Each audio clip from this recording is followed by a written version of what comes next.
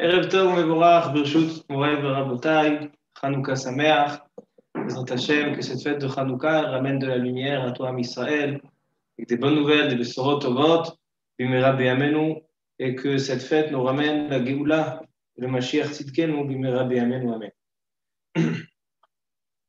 Alors ce soir, on a un shiur qui se doit obliger d'être mélangé de deux choses, et de la parashat Shavua et de la fête de Hanouka. Je vais vous lire juste la préface du Shla Kadosh sur la parasha de Vayeshev. Il dit Be'elu parashiot, dans ces parashiot là, trois parashiot, Vayeshev, Miketz et Vayigash. Be'elu parashiot, Chalu yeme Chanukah, o lifnehem o leacharehem. Trois parashiot qui ont un lien avec Hanouka, puisque tous les ans, on a Hanouka ou qui commence à Parashat Vayeshev et qui se termine à Parashat Vayigash, ou il commence à Parashat Vayigash et il se termine à Parashat Miketz. Ce sont trois parashiot que c'est les dates que peut tomber la fête de Hanouka. Ou bevadai gilgul hamoadim shel kol hashana ele moadei Hashem. Et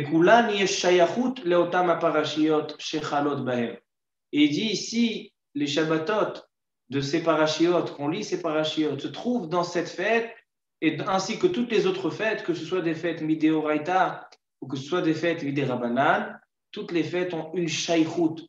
Shaychut, ça veut dire qu'ils appartiennent, ils ont un lien fort avec la parasha. Ki akol miyad Hashem hiskil. Kadosh Baruch Hu, il ne place pas les événements au hasard. Et donc on verra, il va nous faire découvrir le Shla Kadosh, le lien qu'il y a entre ces parashiot.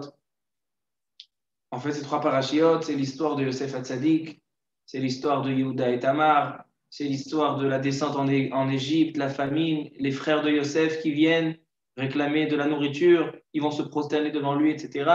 Et donc ces parashiot là, il faut qu'on explique quel rapport ils ont avec la fête de Hanouka.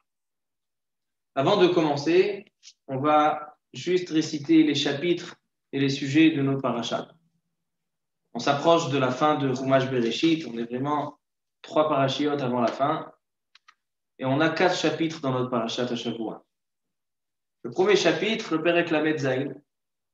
La Torah nous décrit que Yaakov Avinu s'installe dans la terre où ses pères habitaient. Et voilà que tout de suite commence l'histoire de Yosef Hatzadik avec ses frères. El et Toledot Yaakov, Yosef ben Sheva Esrei Shana. On va s'attarder plus tard sur ce pasouk il a l'air étonnant. Torah nous dit El et Toledot Yaakov, voici les descendants de Yaakov, Yosef ben Sheva Esrei Shana. Et là on commence tout de suite l'histoire de Yosef qui a 17 ans et qui va mettre en colère ses frères, on verra tout ça plus tard. Ensuite, la Torah nous raconte, Yosef, c'est un jeune homme, il est très copain avec les fils des shfachot, donc les fils des servantes, et voilà qu'il va ramener dibatam ra'a, il va ramener du lashon hara sur ses frères. On peut appeler ça aujourd'hui kafté, chez son père Yaakov Avinu. Qu'est-ce qu'il va dire? Il va dire Rashi, c'est quoi dibatam ra'a? Quand on veut parler de mal, il va parler du mal sur ses frères. C'est quoi la ra'a qu'on veut en parler? Alors Rashi nous dit 3 choses. Ever minachai, il a raconté que ses frères mangeaient ever minachai, donc d'une bête on n'a pas fait la shrita, qui est encore vivante.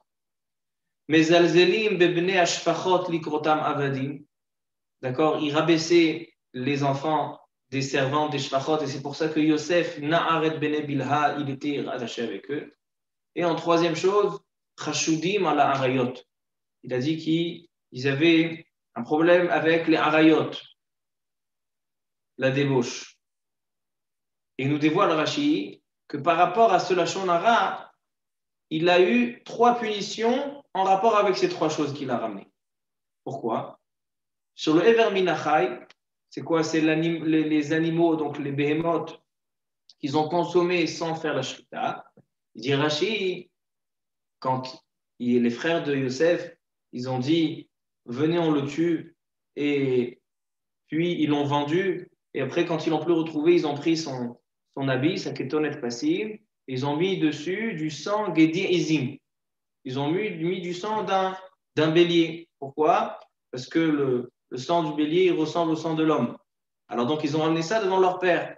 Donc, il dit Rashi, lui, il a fait la shonara sur le Gedi Izim, sur le bélier qu'ils ont mangé, sans shechita. Alors, sa punition, elle était en rapport avec ça. Ensuite, il a dit que ses frères, ils traitaient les fils des servantes comme des esclaves, Pourquoi? Alors, qu'est-ce qu'il y a eu en rapport avec ça? Il a été vendu en tant qu'esclave. Et troisième chose, il a parlé sur eux ils sont tombés dans la débauche, dans la harayot. Lui aussi, il a eu l'histoire avec Potiphera, la femme de Potiphar. Alors donc, on voit que ce lachon hara lui a coûté très cher. Et on verra aussi par la suite qu'est-ce que ce lachon hara lui a coûté. Bon, tout le monde connaît l'histoire que Yaakov Avinu aimait Yosef plus que tous ses fils et il lui a fait une ketonet passim. Nous dit la Gemara dans Shabbat d'Afioud que pour une ketonet passim de 2000 lattes, d'une quantité de 2 pièces, il a eu toute cette histoire. Yaakov Avinu, il a mis la jalousie entre les enfants et à cause de ça, ils sont descendus en Égypte. Il dit Leolam al yeshame Adam ben Abanim. C'est pour ça qu'un homme n'a pas le droit de faire des différences dans ses enfants. Bon, et là, on a les deux rêves. Le rêve du ciel, du soleil et de la lune et des kochavim, des épis de blé. Donc, on connaît ces rêves. Ça, c'est le Perek Lamed Zayin. Et à la fin du Perek Lamed Zayin, premier chapitre de notre paracha, il va être, au départ, il désire le jeter dans le puits, dans le trou. Et par la suite, il y a Réhouven. Au départ, il voulait le tuer. Réhouven s'est opposé. Réhouven n'a pas voulu le tuer. Les frères, ensuite, ils l'ont mis dans le trou. Et par la suite, ils l'ont vendu aux Ishmaélim, que les Ishmaélim l'ont vendu aux Midianim, et les Midianim aux Égyptiens. Voilà l'histoire de Perek Lamed Zayin.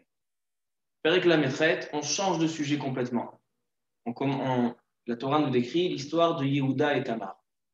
Yehuda, il avait des enfants, Er et Onan, et Er et Niftar. La Kachota Elohim, il était rachat.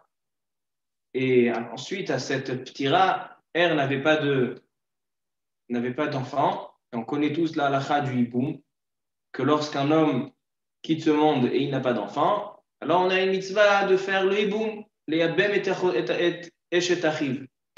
Et Onan n'a pas voulu faire cette mitzvah de hiboum. Il y a le Ramban, il y a beaucoup de sodotes là-dessus, pourquoi il n'a pas voulu faire le hiboum à son frère.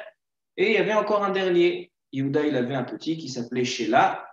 Et il a dit à Tamar, quand Sheila grandira, il sera pour toi le Yavam. Donc celui qui va se marier avec toi. Suite de l'histoire, Vaïrbu Ayamim, et la période, la vie continue. Et là, on a l'histoire de Yehuda qui va et qui voit une femme, qui va la prendre pour une zona, et derrière Znout, il va avec elle, et elle lui demande qu'il lui paye, elle lui donne un gage. C'était quoi le gage? Alors, la Torah nous dit, au départ, il lui a promis, il lui a dit, Matitenli. Alors, il dit, je vais te donner un Gedi Izim. On retrouve encore une fois ce Gedi Izim, ce bélier. Alors, il lui dit, Vatomer im titen et ravon natcholchecha. Alors, donne-moi au moins un gage. Alors, qu'est-ce qu'il lui a donné? Il lui a donné Chotamcha. Chotamcha, c'est ta signature. Uftilecha. Tilecha, c'est des pétilim, c'est de son habit. Umatecha et ton bâton. Ensuite, on annonce à Yehuda que sa belle-fille Tamar, elle a eu des relations avec quelqu'un, parce que maintenant, ils l'ont retrouvée enceinte. Maintenant, Yehuda ne savait pas que c'était Tamar, et donc, suite de l'histoire, elle lui a envoyé le gage qu'il lui a donné à Kerna. Vas-y, reconnais que c'est à toi. Et Yehuda, il a été maudé, il a eu une boucha terrible, et de là, qu'est-ce qui est sorti? Peretz et Zerach, deux frères jumeaux, qui nous rappellent un petit peu l'histoire des jumeaux Yaakov et Esav, puisque à la naissance aussi, il y avait un qui voulait sortir avant l'autre, parce qu'il a attrapé le pied, et il n'a pas attrapé le pied, et il s'appelait Peretz. Pourquoi Peretz? Parce que Paratz ta'alai Paretz, tu es sorti de force. Et on va parler aussi de Peretz et Zerach. Quelle remèze on a de Peretz et Zerach, puisque Peretz et Zerach, la suite de Peretz et Zerach, c'est David Amelech. Parce que Yehuda et Tamar, il y a David Amelech qui va descendre. Puis le Mashiach. Ça, c'est le chapitre La Medchet. Le troisième chapitre, Yosef Urad Mitzrayma. Maintenant, on reprend l'histoire. D'accord? On était avec l'histoire de Yosef. Il a été vendu aux Égyptiens. On a arrêté avec l'histoire de Yehuda et Tamar. Maintenant, on reprend l'histoire de Yosef. Qu'est-ce qui se passe en Égypte? Il était chez Potiphar. Il était Vaïmtsa Yosef Chen Be'enav Vaïcharet Toto. C'était quelqu'un qui était Me'od Mutzlach, Ish Matzliach, on l'appelait. Et voilà que la femme Potiphera a voulu avoir des relations avec Yosef, elle l'a attrapé dans son habit, et Yosef, il a réussi à surmonter cette épreuve. Puis, il a été mis dans la prison, et le Pérec même, il a été mis dans la prison pendant 10 ans, plus encore 2 ans. En tout, 12 ans, il était en prison, et dans le Pérec même, le dernier chapitre de la paracha, on a Sarah Mashkim, Sarah Ophim, les deux grands ministres chez Paro, ils ont fauté, on va voir tout à l'heure dans quoi. Et ils ont été mis aussi en prison. Et voilà 2 rêves. Encore une fois, on retrouve au début de la paracha, à la fin de la paracha, on retrouve des rêves. Ils rêvent de rêves, chacun il rêve son rêve. Yosef, il dit à l'un, dans 3 jours, Paro, c'est son anniversaire, il va faire un festin, il va te remettre à ton poste. Et à l'autre, il lui a dit, non, toi, il va te pendre. Et ainsi, c'est passé. Yosef, il demande au Sarah Mashkim, il lui dit, Zechartani vehizkartani, souviens-toi et rappelle-moi devant Paro. Et Yosef a dit qu'il a une punition sur cette demande parce que c'était un manque de bitachon, comme ça nous dit le Midrash. Sur ça aussi, on s'attarde aujourd'hui. C'était un manque de bitachon et pour 2 mots, il a pris encore 2 ans de prison. 10 ans de prison, il a pris avant, par rapport à l'histoire de Potiphar, encore 2 ans. C'est la paracha la semaine prochaine. Pourquoi Shnatayim? Pourquoi 2 ans? Parce qu'il a dit Zechartani vehizkartani. Donc voici les sujets de la paracha. Et je pense, la Niud Da'ati, je pense que une des parachiotes, ou si ce n'est pas la paracha la plus difficile de la Torah, c'est la paracha qu'on se trouve, la paracha de Vayeshev. Les sujets qu'on rencontre dans cette paracha, les uns plus que les autres, sont compliqués et sont difficiles à comprendre, difficiles à réaliser ce qui se passe. On sait que les Shvatim, Shivteka, les 12 tribus, ils sont plus grands. Il dit dans le Shla Kadosh, il dit que c'était plus grand que des Malachim. Les 12 Shvatim, ils étaient encore un degré plus élevé que les Malachim. Alors on a du mal à intégrer toutes ces histoires qu'on voit dans cette paracha. On voit une haine entre les Shvatim, une haine entre les frères, à tel point qu'ils sont capables de tuer leurs frères. Ils voulaient tuer. Si ce n'était pas Réhouven qui se serait opposé, ils auraient tué leurs frères. D'une autre part, Yosef Hatzadik, qui va dire du Lashon Hara. Yosef Hatzadik, qu'a priori, il va être prétentieux, il va raconter des rêves comme quoi lui, c'est le roi et tout le monde se prosterne à lui. Ensuite, ils vont le vendre. Ensuite, ils vont mentir à Yaakov. Yaakov qui fait des préférences. Il n'y a aucun personnage dans notre paracha qu'on arrive à comprendre de manière logique comment se sont passées ces choses-là qui se sont passées. Ensuite, on a Yehuda et Tamar. Comment Yehuda, qui est le Shevet Hameloucha, tous les rois de Am Israël vont descendre de la tribu de Yehuda. Comment est-ce possible qu'il a eu des relations comme ça avec une femme étrangère, une femme qui est Zona? Quelque chose qui est très difficile à la compréhension. Et de là, qu'est-ce qui va sortir? Il va sortir Peretz, Vezerach, le Mashiach va sortir d'une histoire a priori qui est complètement... Si c'était nous, on devait écrire le Sefer Torah, on aurait enlevé cette paracha.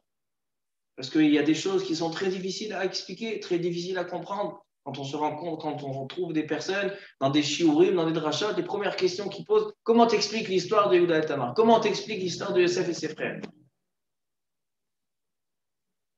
Et non seulement ça, c'est que l'histoire de la vente de Yosef, Mechirat Yosef, c'est un événement qui nous accompagne pour tous les temps. On sait que la Sarah Arugé Malchut, c'est en rapport avec les 10 frères, c'est les 10 frères de Mechirat Yosef. On sait que la Géoula, elle dépend de Mechirat Yosef, comme ça c'est écrit dans le Shla Kadosh, dans notre paracha. Alors, non seulement que ce sont des choses qui sont compliquées et difficiles, mais ce sont des événements marquants. Yehuda et Tamar, c'est le Mashiach, c'est la Géoula. Donc on parle d'événements importants, de choses qui sont passées, qui sont la base du peuple juif. Donc, il faut qu'on comprenne, essayer de comprendre comment se fait-il. Et maintenant, on va parler avec le rapport avec Hanouka.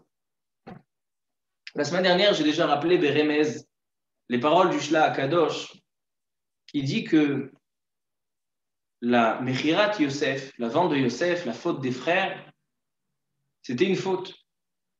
Quand ils ont vendu Yosef à Tzadik, c'était une faute. Et le tikkun, c'est-à-dire la réparation de cette faute, c'était les Hashmonaïm à l'époque de Hanouka. Les Hashmonaïm à l'époque de Hanouka, ils ont fait le tikkun de la vente des frères de Yosef. Déjà, voilà, on trouve un premier lien entre Hanouka et ses parachiotes. Il explique le Shla Kadosh, en quoi ils ont rectifié, quel rapport entre la vente de Yosef et la fête de Hanouka.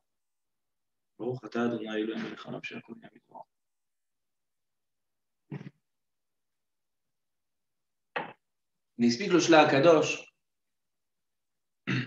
La semaine dernière, on a parlé longuement du Pach Hashemen et du Kaf Yerech Yaakov.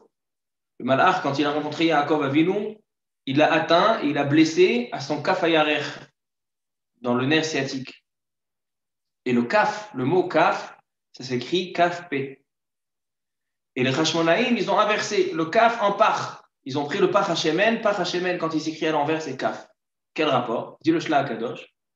Quand on écrit Kaf, d'abord la lettre Kaf et ensuite la lettre P, alors on écrit un petit Kaf et un grand P. Petit Kaf, ça veut dire le Kaf, c'est le Kafayad, c'est la main. Quand la main, elle est fermée et le P, la bouche, elle est ouverte, ça c'est quand un Israël, il n'est pas dans un état qui lui convient. Quand la main, elle est fermée, il n'y a pas de chesed. Quand la bouche, elle est ouverte, le Lashon Hara, Malchinout, alors ça c'est quand un Israël, ils fautent. C'est pour ça que le Malach, il a atteint Yaakov dans le Kaf. Les Hashmonaïm, ils ont inversé. Ils ont fait le Kaf, ils l'ont fait à l'inverse. Ils ont mis le par. Le P, il a été plié, donc la bouche, elle s'est fermée, et le Kaf, il s'est allongé, la main, elle s'est ouverte. Parce qu'il y a marqué dans le Sefer, dans le livre, ou le Midrash, ou le Sefer Yosifoun, le Midrash qui raconte les guerres, il y a aussi Megillat Antiochus. Il y a marqué que lorsque les Hashmonaïm, ils ont gagné la guerre, qu'est-ce qu'ils ont fait? Tout ce qu'ils ont capturé, ils ont distribué aux pauvres, donc c'est la main qui s'est ouverte. Et les Malchinim, ceux qui ramenaient devant les Grecs, les Evanim, ils faisaient de la Malchinou, du Lashon Hara, des Mosrim, ils les ont tués. Donc ils ont fait le tikkun du Kaf et du P. C'est pour ça qu'ils ont fait le par. Ils ont inversé le Kaf en par. Comme ça, on l'a dit la semaine dernière. Et c'est en rapport avec la paracha, on va essayer de comprendre un peu. Le deuxième lien entre Hanouka et la paracha qu'on peut trouver se trouve au début de la paracha. Au début de la paracha, le premier rêve de Yosef Hatzadik, c'est le rêve des épis de blé. Et le deuxième rêve, c'est le rêve du soleil, de la lune et des 11 étoiles. Lorsque Yosef raconte le deuxième rêve, Yaakov Avinu s'énerve. Comme est marqué, Vaïgar bo Aviv. Aviv l'a crié sur ce rêve.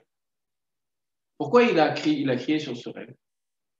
Ce qu'il dit, explique Rashi, qu'a priori ce rêve, il était faux. Pourquoi? Parce que quand on parle de soleil et de lune et de 11 étoiles, on veut parler de Yaakov, Rachel et les 11 frères. Mais à ce moment-là, Rachel Emenu était nifteret. Elle était déjà nifteret. On a vu la paracha la semaine dernière. Rachel Emenu, elle est déjà plus là. Alors donc, si c'est ça, le rêve, il n'est pas vrai. Alors, Vaïgar bo Aviv. Yaakov, il s'énerve, il dit, mais qu'est-ce que tu racontes comme histoire? C'est pas vrai, il n'est pas vrai le rêve. Et il a dit ça à Yaakov pour les calmer aux frères. Les frères, ils étaient fous de rage. Et pour les calmer, il leur a dit, regardez, ce rêve, il n'est pas vrai. Parce que quand on parle du Yareach, de la lune, que la lune, elle fait référence à Rachel. Rachel, elle n'est pas là. Plusieurs réponses ont été données. Comment se fait-il qu'il a rêvé un rêve? Parce que ce rêve, il s'est réalisé. Donc, comment se fait-il? Il y a une réponse de l'Agmara dans la Sechet Brachot, dans la Sugia des rêves. L'Agmara, elle dit Keshem she'i efshar le bar beloteven. quand on ne peut pas avoir, quand on a du foin, on ne peut pas avoir de la paille. C'est pas possible qu'il n'y ait pas de paille, des choses qui sont à jeter. C'est-à-dire que quand on a de la nourriture, c'est sûr qu'il y a des choses à jeter. Il dit Keshem shei efshar les bar beloteven. Alors car efshar les chalom belot dvarim betelim. Dans chaque rêve, c'est obligé qu'il y ait des choses qui sont dvarim betelim. Et donc ils font référence à ça. Et Yaakov Avinu, il le savait. Ça, c'est une première réponse. Mais le Ramban, il donne une autre réponse. Et cette réponse-là, elle peut être en rapport avec Hanouka. Le Ramban, il dit Aval inyan achalom ki hashemesh remez le Yaakov. Donc le soleil, il fait référence à Yaakov. Vehayareach remez libne beto vechol nashav shehayu toldotav. Il dit, et la lune, elle fait référence à quoi? À toute la famille. Ve'achad asar kochavim, c'est les frères. Il dit la lune, ça ne fait pas référence à Rachel. La lune, ça fait référence à toute la famille, c'est les Shivim Nefesh, les 70 personnes qui sont descendues en Égypte pour se prosterner devant Yosef Hatzadik. On voit ici que la lune, on parle de Klal Israël, des 70 personnes, de tous les enfants de Yaakov Avinu. Et on sait que la lune, elle est comparée à Israël.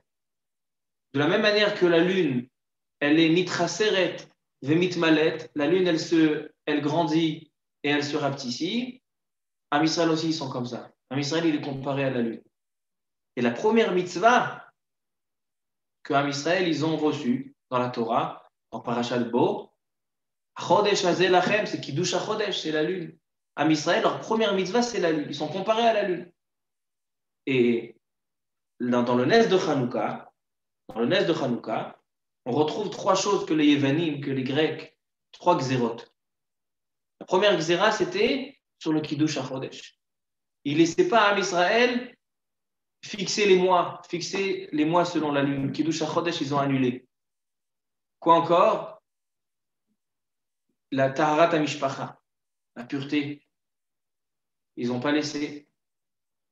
Et troisième chose, ils leur ont dit Kitvu lachem al kiren hashor, écrivez sur la corne du taureau, en la nuchelek be'eloke Israël, qu'on n'a rien à voir avec le Kadosh Baruch Hu. Trois xérotes.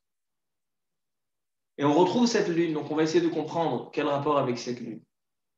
Encore un endroit dans la paracha qu'on trouve une lune, c'est lorsque Tamar et Yehuda, ils ont eu des jumeaux. L'un il s'appelle Peretz et l'autre il s'appelle Zerach. Regardez ce qu'il dit là-bas encore le Ramban. Ça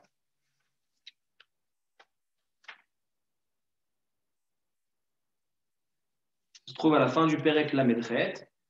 La Torah nous dit Vaikra Shemo Peretz, Ve'achar Yatsa Achiv, Vaikra Shemo Zarach. Il dit le Ramban Bemidrasho shel Rabbi Nechunia ben Akana. Rabbi Nechunia ben Akana, il a un midrash. Yazkir Sod Beshem Ele Hayilodim. Il dit un sod, un secret. Pourquoi l'un il s'appelait Peretz et l'un il s'appelait Zerach? Il dit Zerach, c'est quoi Zerach? Zemilashon Hachama Sheizorach, c'est le soleil. La Zrichat Hachama, le soleil qui se lève, c'est la Zrichat. Zerach, ça rappelle le soleil. Ou Peretz, c'est quoi Peretz? Al-Shem Halevana, la lune. Anifretzet leitim venivnet leitim. Pourquoi elle s'appelle Peretz? Peretz, c'est quelque chose, comme on a un portail, et quand on casse le portail, paratznu. C'est-à-dire que la lune, des fois, elle est cassée, des fois, elle s'en va, des fois, elle est là, des fois, elle est seulement une partie. La lune, c'est un Peretz, une pirza.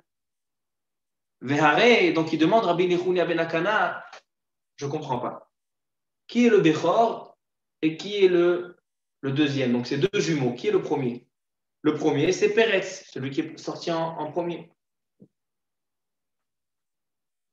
Et le deuxième, c'est Zerach. Il dit, a priori, ça aurait dû être l'inverse. L'aîné, ça devrait être Zerach, le soleil.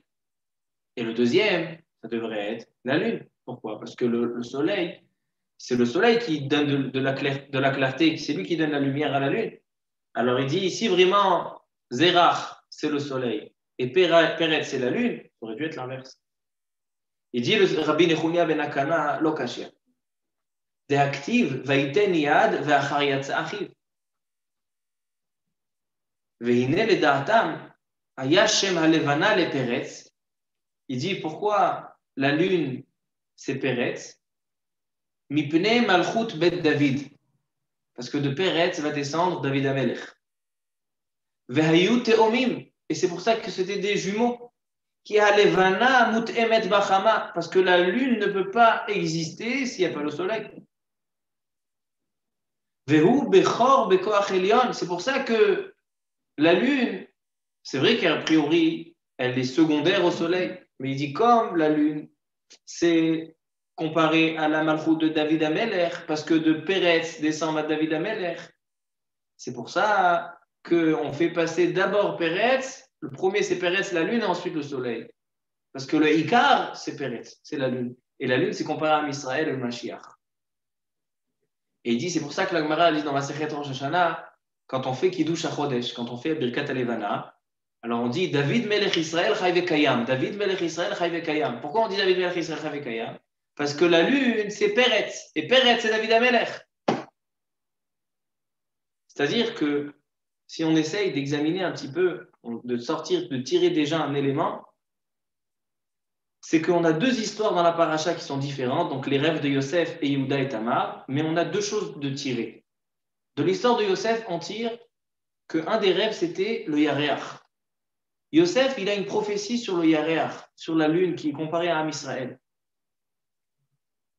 Et l'histoire de Yehuda et Tamar, il va y avoir Peretz qui va naître, que Peretz, c'est le mi-langage de la Levana, parce que la Levana, elle a des pirtzot, et cette lune, c'est le Mashiach, Am Israël. Et ces deux choses-là, ils sont reliés à Hanouka, puisqu'à Hanouka, on avait la Xéra, il ne nous laissait pas faire le Kiddush HaChodesh.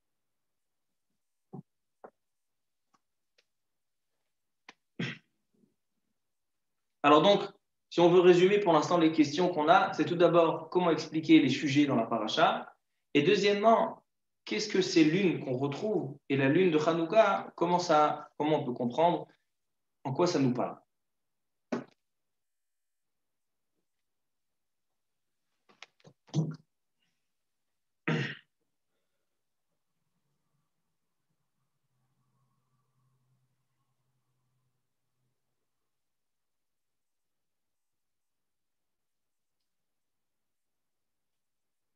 Si on essayait de faire un parallèle entre les trois xérotes des Grecs, des Yavanim, on sait que la galoute de Yavan, la galoute de Yavan, elle s'appelle Procher.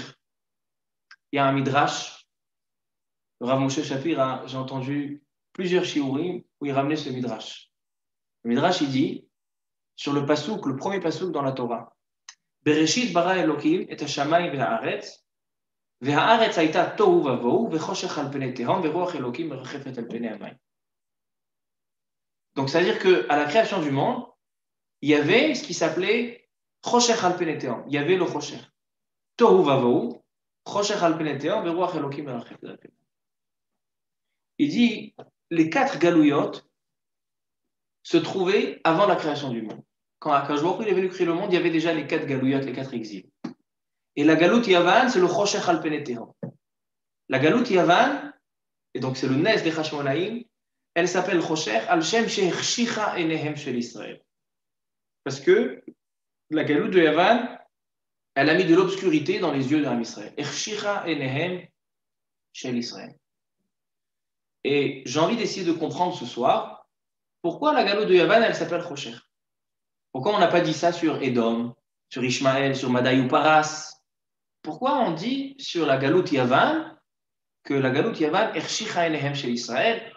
Et on voit que c'est pas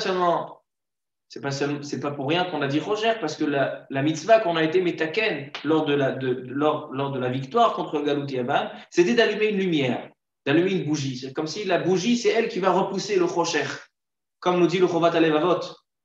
Me'at mina or, doré arbe mina Rocher. Il suffit d'une petite bougie, une petite flamme pour repousser beaucoup d'obscurité.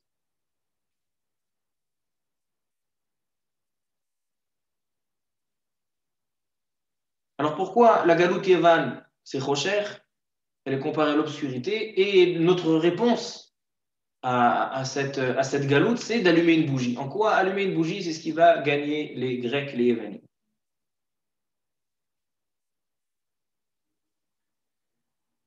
Alors, ce que je pense expliquer, c'est la chose suivante.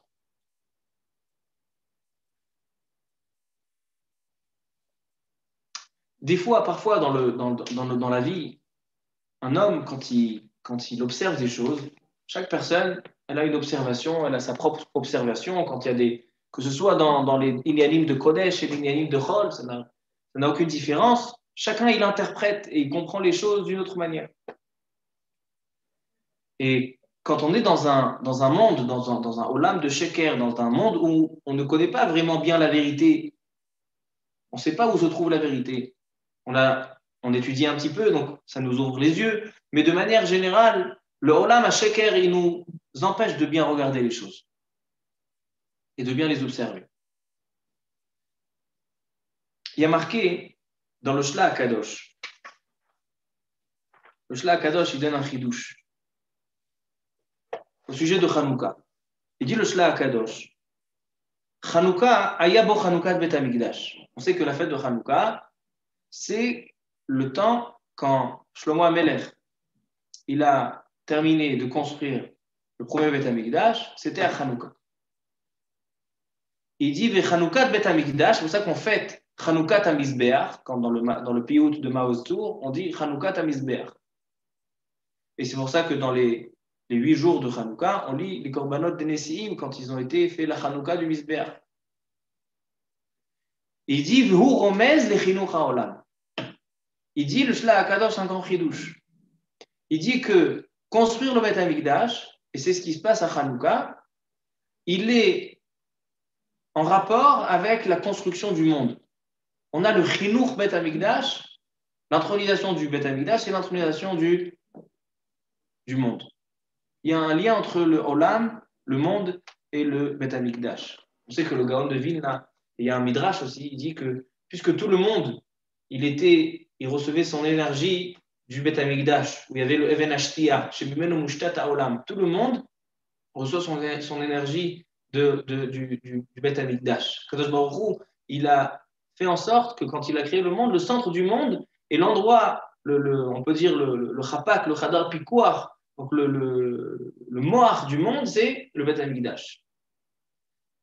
Alors il dit quand on fait la Chanoukat à Mizbeach, quand on fait la Chanouka du Bet HaMikdash, c'est en fait la Chanouka du Olam, Chinuch HaOlam. Il dit le Shla HaKadosh, Ki HaOlam nivra bishvil la Torah vekiyum ha-mitzvot, parce que le monde il a été créé pour la Torah, bishvil bereshit, bishvil reshit, bishvil la Torah, shenekret reshit. Vayevanim ratzu levatel Torah mi-Israël. Les Yevanim, ils ont voulu annuler la Torah et les mitzvot. Ou que chez Gavru, Hashmonaïm, Nidgabru à Torah ma mitzvot. Et les Hashmonaïm, ils ont ramené la Torah et les mitzvot. Mimela Nitralech haolam. Donc le monde, il a retrouvé son objectif, donc il a retrouvé sa raison d'être, sa raison, son essence.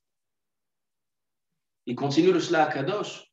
Ou kemo shehaolam nivra bekafhe be'elul. Et de la même manière que le monde, il a été créé le 25 Elul,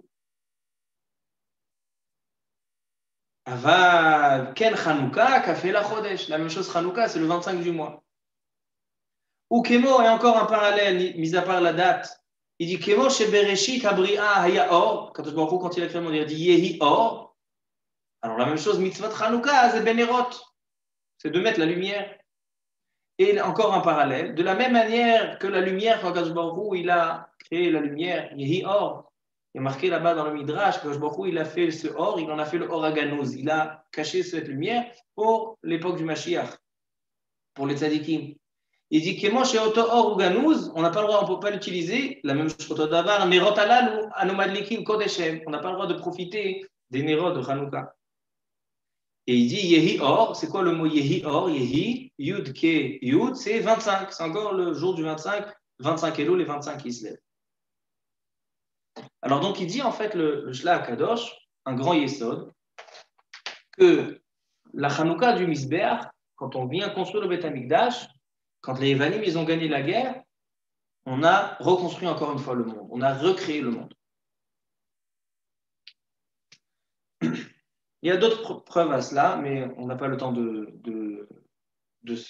trop se développer. Alors donc, on va arriver au Yesod tout de suite.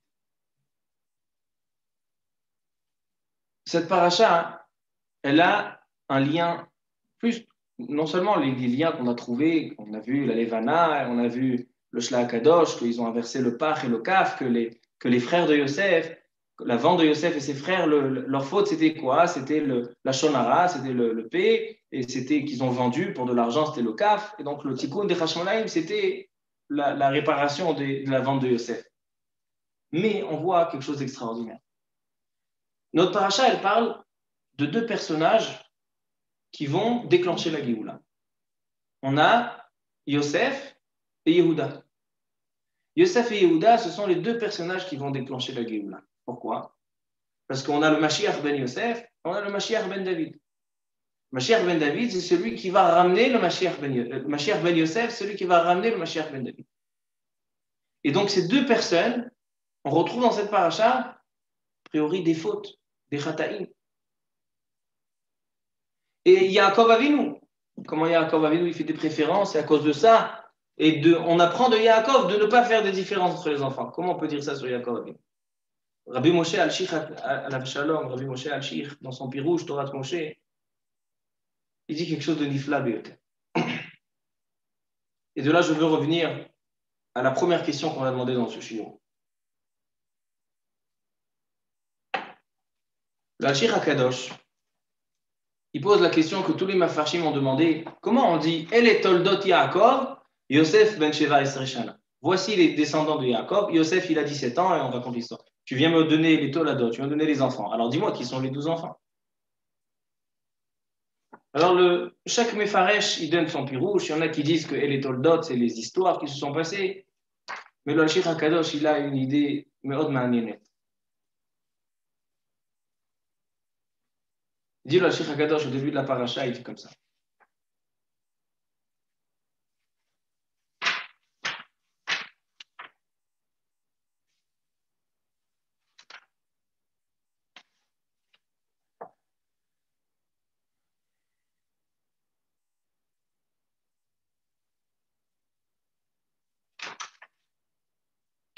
אך הנה להסיר טועה מלב הרואה מעשה השבטים שבטך והקדוש אביהם איש האלוקים מי יראה כאלה ולא יפלא.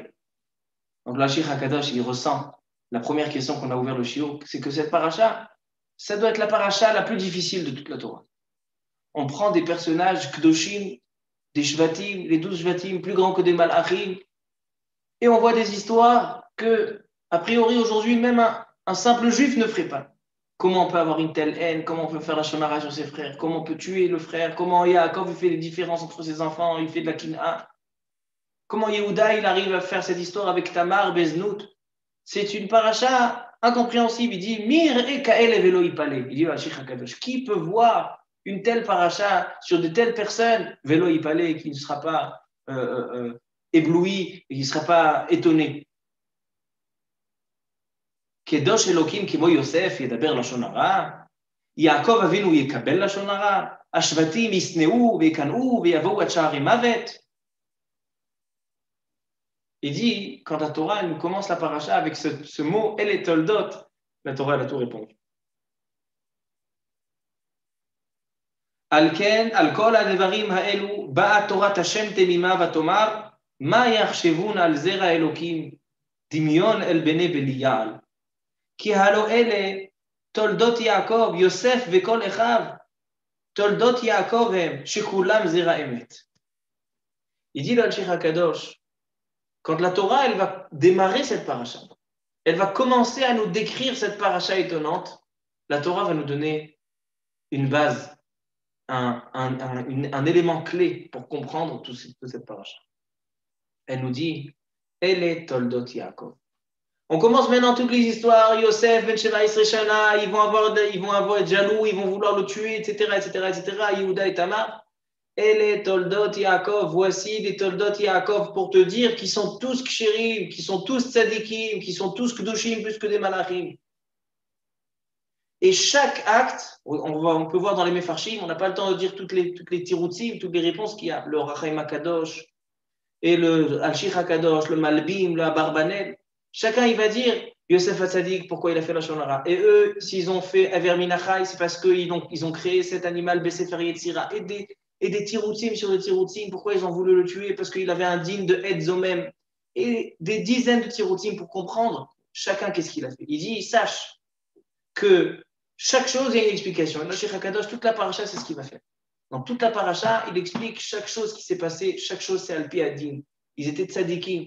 Et c'est pour ça que la paracha, elle commence en te disant El et Toldot Yaakov. C'est vrai qu'après, on ne dit pas les enfants, mais pour te dire que toutes les histoires, ça correspond aussi aux enfants de Yaakov. Mais je pense qu'on peut tirer d'ici un enseignement extraordinaire. Si vraiment, je pose une question simple. Si vraiment, il nous dit la Sheikh HaKadosh, ils sont tous tzadikim, c'est pour ça qu'il y a marqué El et Toldot Yaakov. Dans ce cas, pourquoi la Torah nous le décrit d'une manière étonnante? Chaque juif, tu sais très bien que chaque juif, il va arriver à la parachat à Shavua, il va arriver Shabbat matin, le Baal Koré, il lit la paracha, et on ne comprend pas. Et on voit des histoires qui ne correspondent pas à ces personnages. Alors pourquoi tu l'as mentionné comme ça? Pourquoi d'une histoire de Yehuda et Tamar, que a priori c'est un Maaseh Znout, c'est de la débauche, de là est sorti le Mashiach, Père et ses erreurs.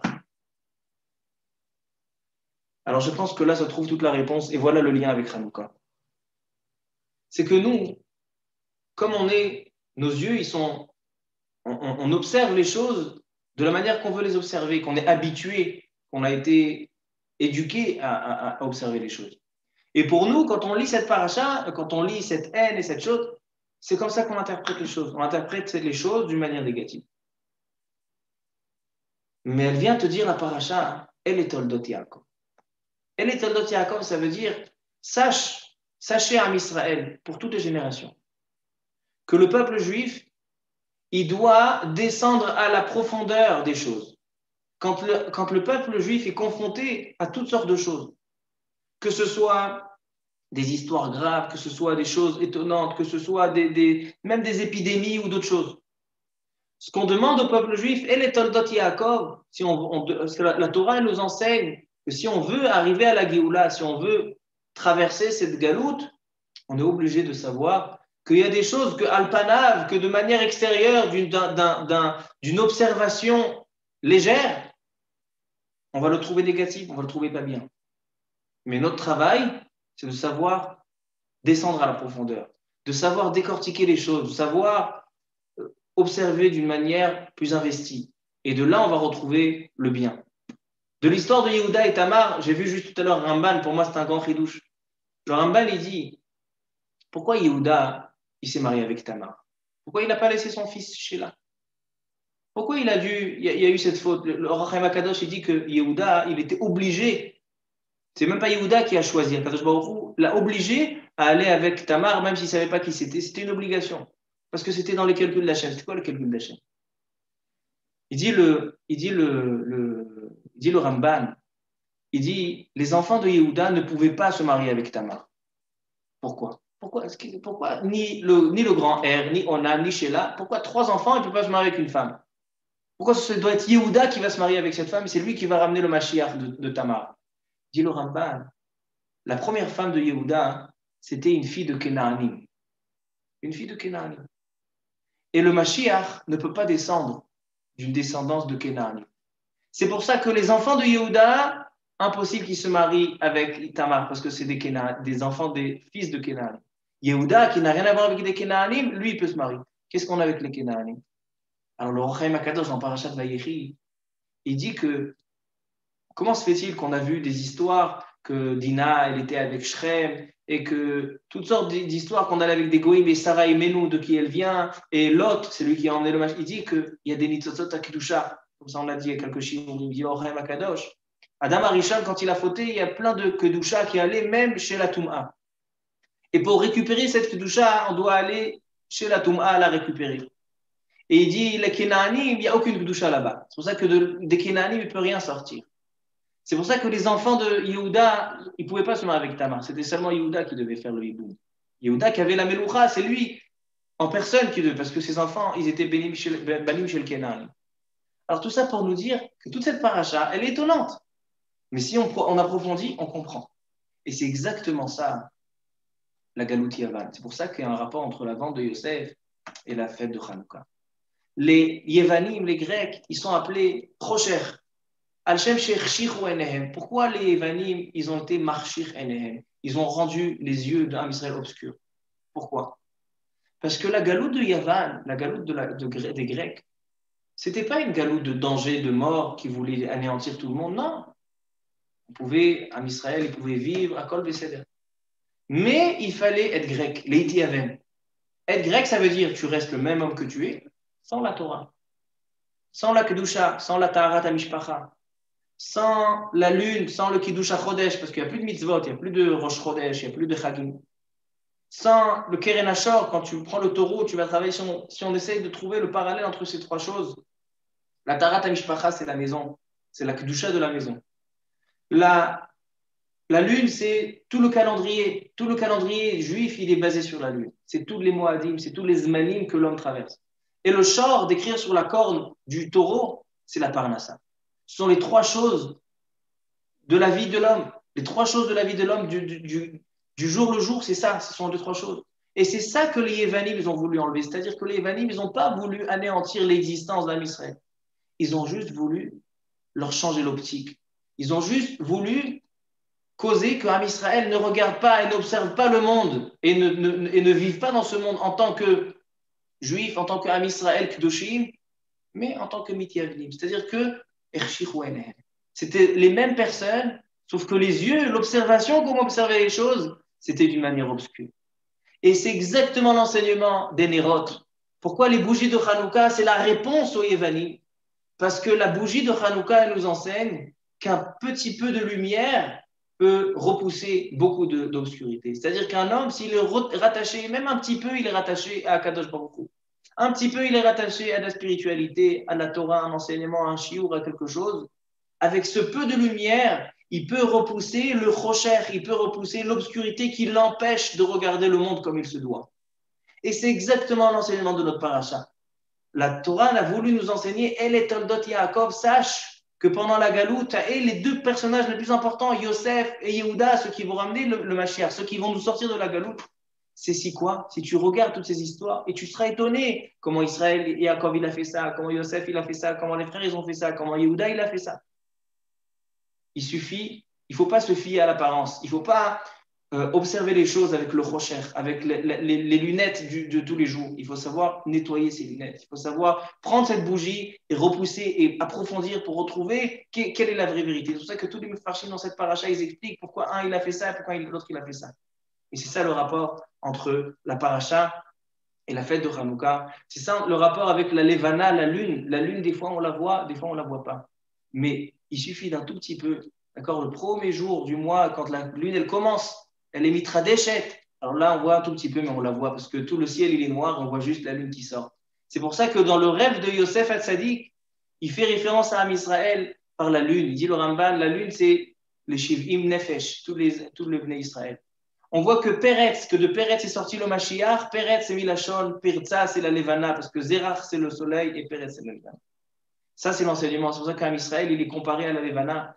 C'est ça que les Grecs, ils ont voulu enlever. Ils ont voulu enlever la Levana, ils ont voulu enlever le Kiddush HaChodesh, que c'est tout le symbole de Am Israël. Parce que Am Israël, c'est une petite lumière qui repousse toute l'obscurité. C'est cette Levana, c'est cette lune. Et Bezrat Hashem, qu'on soit zoché par les bougies de Hanouka, de gagner cette Tarbut Yavan, de gagner cette Ershich Enehem. C'est pour ça que les Yevanim, c'est le Choshech al Pene Tehom. Et nous, c'est le Or, Yehi, c'est la gematria de Kaf-Hei, dit le Shla Kadosh. C'est le 25 du mois de Kislev, c'est Yehi Or. C'est la lumière qui surgit pour repousser toute l'obscurité. Baruch Adonai Le'olam, Amen ve'Amen. המרחם על כל בריאותיו, הוא יחוז ויחמול וירחם על נפש רוח ונשמה של הנפטרים בשם טוב מן העולם, הרב סעדיה בן חילה חנה, ואת בנימין בן מסעודה, ואת ציוויה בת מינדל, ואת אברהם ז'אן קלוד בן צלין פרחי, ואת יוסף בן ג'ולי מסעודה, ואת מוריס מסעוד בן נעימה, ואת נתן שמעון ממזל, ואת סוזי מוני בת כוכבה, ואת אלירן אליהו בן לימור, ואת אפרים רפאל בן ממה, ואת יוסף בן מגדה, ואת אבלין רינה מלכה בת מני.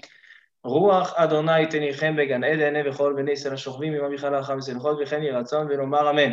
מי שברך אבותינו הקדושים והטהורים, אברהם, יצחק ויעקב, משה ואהרון דוד ושלמה, יברך את כל חולי ישראל ובכללם, את שלמה בן יקות, את מרים הצרה סברינה, ואת שלום בן מסעודה, ואת שלום שר בן חולה, ואת יצחק ז'ה בן חסי, ואת נעמי רבקה בת מרצ'ים מסעודה, ודוד בן סולטנה, ואת סמואל בן בית ישולי, ואת עמנואל יוסף בן חנה, ואת חיים בן קמייסה, ואת חווה לאה בת אסתר, ואת ליזה בת יעקב, ואת יעקב בת ליזה, ואת שלום חיים בן חנה, ואת הרצל בן שמחה, ואת מנחס בן זיתה אסתר, ואת ברכה מרים בת סולטנה, ואת יעקב בן חיים, ואת דוד בן רוזליה, ואת לאה בת שבה סוליקה. שם ירפאם ברפואה שלמה רפואת הנפש, וכן יהי רצון ונאמר אמן. חנוכה שמח, את בשורות טובות, à tout le monde בעזרת השם. Hazak ou Baruch, Rav Avraham. Baruch Tieh. Alors maintenant, Rabbi Yitzhak, je ne sais pas si t'as dit mon père? Oui. Alors donc, nous allons avoir le plaisir d'avoir une petite animation, on va dire. Je ne sais pas si ton papa est connecté déjà. Il m'a dit qu'il était chez ton frère Benjo. Je le vois pas. Voilà. Le voilà. On le reconnaît. Alors, Bezrat Hashem, on va écouter un petit peu de musique de mon frère Bibi Yamin et moi je vais essayer aussi de me joindre à lui. Ah ben voilà. Petite chanson de Voilà. Alors, Vous voyez là? Alors, est-ce qu'on arrive à voir? Alors là, on va faire une petite musique, mouse sourd pour Hanouka. Donc, en temps normal, on l'aurait fait avec Abraham et moi ensemble, à la clarinette, mais bon... Où elle est ta clarinette? Je vais essayer après, mais on ne peut pas ensemble. Commence, Rabbi Benjo. Alors, pendant que, si vous voulez bien, pendant qu'il va jouer, je vais couper les micros. Couper les micros. Attends. Ouais, mais s'il coupe le micro... Sauf le sien. Sauf celui. Si tu coupes le micro de Benjo, c'est fini. Non, alors le micro de Benjo, je ne sais pas où il est. C'est le même que toi. Nakash. Nakash, il y en a 4. Alors, coupe-toi et tu te rebranches. Alors, attendez, parce qu'il a enlevé la vidéo. Ouais. Non, il faut remettre le vidéo. Benjo, remets la vidéo et essaye de voir si tu fais juste un petit son avec ton violon magnifique. Nakash E. Nakash E. Mais j'ai pas de micro avec Nakash E. Alors quoi? Alors, mets-toi sur le mien. Ouais. Voilà, tiens. Attends. Ok, alors papa, tu prends le mien. Ouais, ça. Voilà. Parce qu'apparemment, Benjo n'est pas connecté à l'audio. Je ne sais pas pour quelle raison, mais il n'est pas connecté à l'audio. Et maintenant, alors. Et là, on te voit bien? Là, on me voyait? Non, alors, ouais.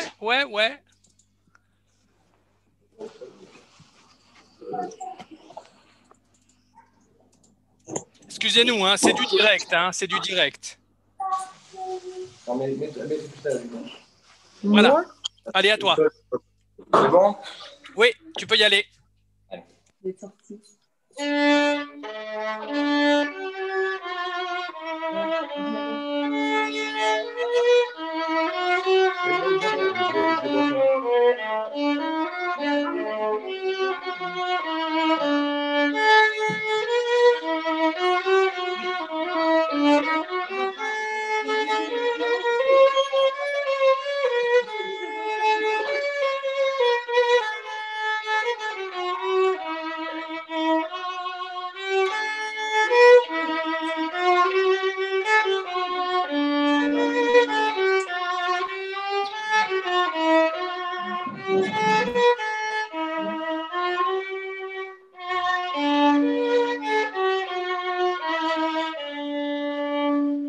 Voilà, ça c'est la première amour. Razak, bravo. Voilà, et la prochaine, c'est un peu plus rapide. C'est...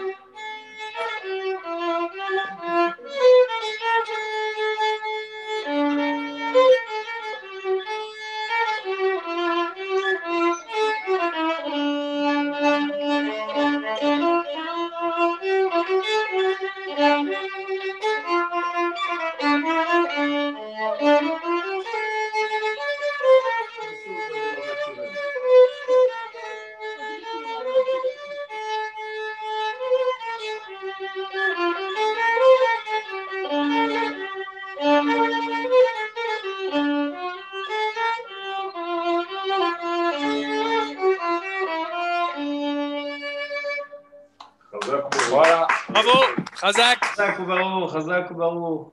David.